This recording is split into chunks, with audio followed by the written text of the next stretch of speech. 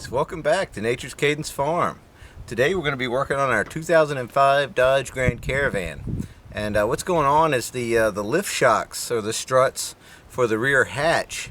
So what's going on is when it's cold out, the lift hatch struts let the door fall, and it hits you in the back. So we're going to swap those out today, and so let's get started. So here's a new strut, and I'll put a link down below in the description where you can get these. So a really important thing to remember is to have a support holding up your hatch, because when you take one of these struts off, it's not enough to hold it up, and the door is way too heavy for you to hold.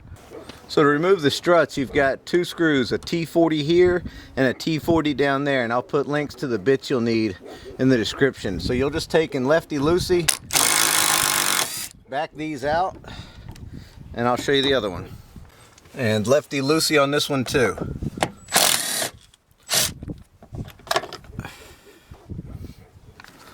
So to get the new strut set up, I have to remove it from the package. That slides right out. You'll see it's threaded on that end, and it's threaded on both ends. And go ahead and remove this hardware. This hardware actually looks better than the factory, because the factory ones, the little ball joints there, the swivel joints, were plastic. These are metal, so I don't know. We'll see if they hold up.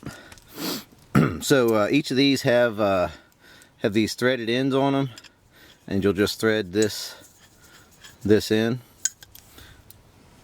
to there, and then thread this into there. Installation is the same as removal.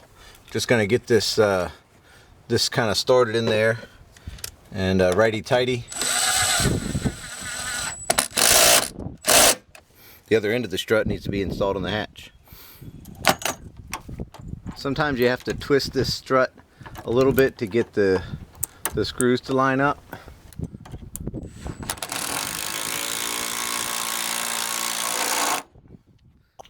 So we'll go ahead and remove this brace and hold up on the hatch at the same time, just to make sure. Kick out the bottom of it. Alright guys, well thanks for watching. We'll see you next time.